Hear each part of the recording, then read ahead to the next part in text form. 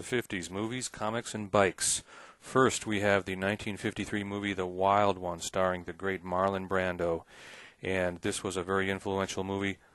Bikers invade the sleepy California town, based on a true incident. We'll talk about that more at the end of our slideshow. Here's Marlon with his gang. Notice in this movie the language the bikers use in the bar. It's very hip, very beatnik type language. Yo, daddy-o, that's Squaresville, man. What's happening? Slap me some skin. Very interesting. They're having the bikers talk like this. And finally, a picture of Marlon on his Triumph. Not a Harley Davidson. He is riding a Triumph. And our next movie, James Dean in Rebel Without a Cause. James Dean, what a cultural icon. Only made 3 movies, was not considered a really great actor by most of his peers. The 3 movies he did make, Rebel Without a Cause, East of Eden, and Giant. Rebel and Giant were both released after his untimely death in a 1955 car accident. Ironically enough, here's a picture of James Dean in a car accident scene. James Dean, what a character. 3 movies, only 3 movies, yet he is so well known, but most of us have not even seen his movies. Now, do you think that's a 17-year-old high school kid? Hard to believe. Our third movie, Blackboard Jungle. Definitely the best of the 3. Be sure you watch this movie in its entirety, starring Glenn Ford, Sidney Poitier, and a young Vic Morrow in his first acting role. Vic Morrow later went on to star in the 60s TV show Combat, which was a cult favorite. There's Vic Morrow on the left, threatening Glenn Ford with a knife.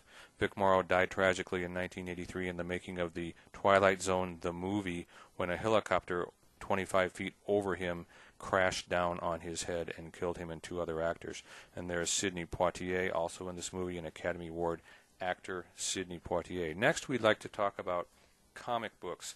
In the late 40s and early 50s, comics got very popular. These were horror and crime comics, and they were known for their grisly graphics and scantily clad women. In 1954, the Senate convened a Senate subcommittee on juvenile delinquency and came up with the Comics Code Authority and decided that they were going to slap these on all of the graphic comics that were coming out. Now here's a picture of a scantily clad woman and some graphic violence, blood. This is what they were objecting to right here, and so the comics got the Comic Code Authority put on them. Soon we'll see the Spider-Man comic from 1965, and we see the Comic Code Authority up there in the upper right, the little stamp. Think about what Tipper Gore and the PMRC did in 1985 with the parental advisory sticker. Very similar, although it had different effects. Last but not least, we have to talk about the Hollister Biker Run of 1947. The movie The Wild One was actually based on the Hollister Biker Run of 1947. Life magazine was there, and the bikers were drinking beer.